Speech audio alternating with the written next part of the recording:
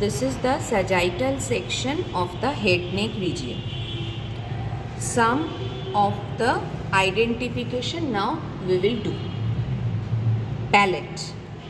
This is the palate, of which anterior portion, this portion which is a bony structure, this one is the hard palate, and this portion, this is the soft palate. This is the antero-inferior surface of the soft palate, and this is the posterior-superior surface of the soft palate. This is the tip of the soft palate. Now, above the soft palate, this is the nasal cavity. Above the palate, this one is the nasal cavity, and below it, this one is the oral cavity. Now, within the oral cavity, as we can see here, this is the tongue. And come to this.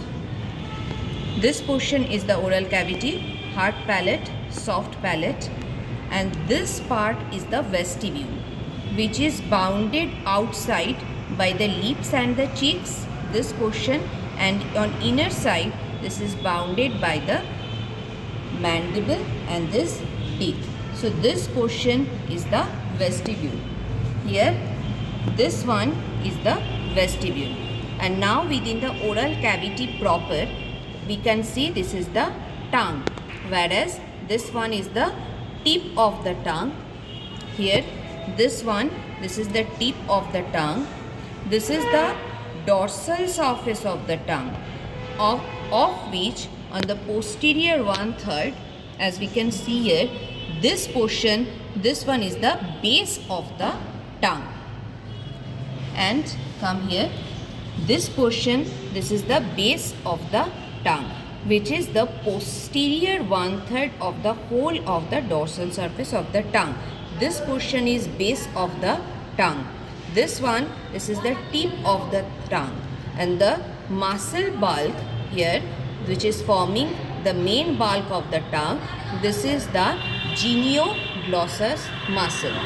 Of the genioglossus muscle, these lower fibers of genioglossus, which is connecting the inferior genial tubercle up to the hyoid bone. This is the hyoid bone. You can feel here, this is the hyoid bone. This one. So these are the lower fibers. These are the lower fibers of the genioglossus, which is connecting the tongue with the floor of the mouth and connected from the inferior genial tubercle up to the hyoid bone. This one is known as the root of the tongue. Okay, and this muscle, this is the mylohyoid muscle, which is forming the diaphragma oris, that is the floor of the mouth, oral cavity. And this one is the oral cavity proper, of which this is present. Now regarding the tongue, we can see here, these are valid papilla. I will see this in another specimen. Now come to the nasal cavity. Within the nasal cavity, what we can see here, this is the lateral wall of the nasal cavity, and within this lateral wall, this is the inferior nasal turbinate. This turbinate is nothing but the mucus membrane covered inferior nasal concha. So this one is the inferior turbinate. Just above it, this is the middle turbinate. This is the middle turbinate, and the superior turbinate has been cut here during the cross section. And this is the inferior meatus of the lateral nasal wall. And anteriorly, if we go inferior to this turbinate, here we will see one opening here, and this opening is for the nasolacrimal duct. Now this portion which is below the middle turbinate is known as the middle meatus of nose. Now within the middle meatus of nose, if we see this is the bony prominence containing the middle ethmoidal air sinus. This one. This is known as bulla ethmoidalis.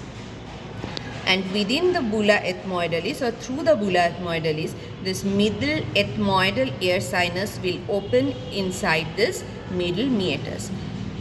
Now, inferior and anterior to it, we can see one hiatus which is semilunar in shape. This is known as hiatus semilunaris.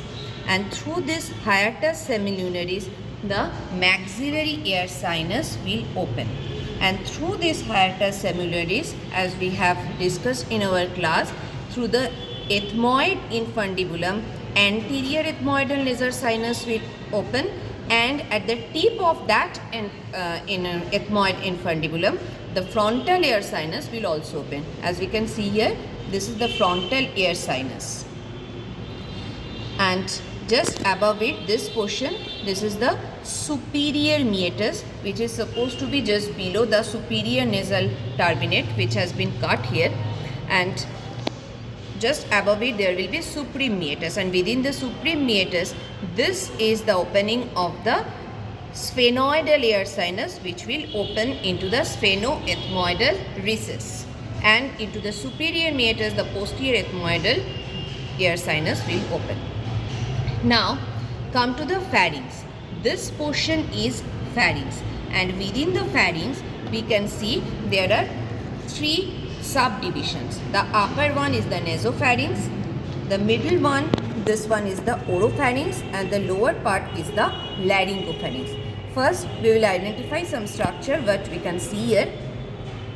This is the nasopharyngeal part, and within this nasopharyngeal part, on its lateral wall, we can see one opening here, which is present about ½ inch below and posterior to the posterior end of the inferior nasal terminate. This one. This is the pharyngeal opening of auditory tube, and superior and posterior to this there is one elevation, and this elevation is known as tubal tonsil.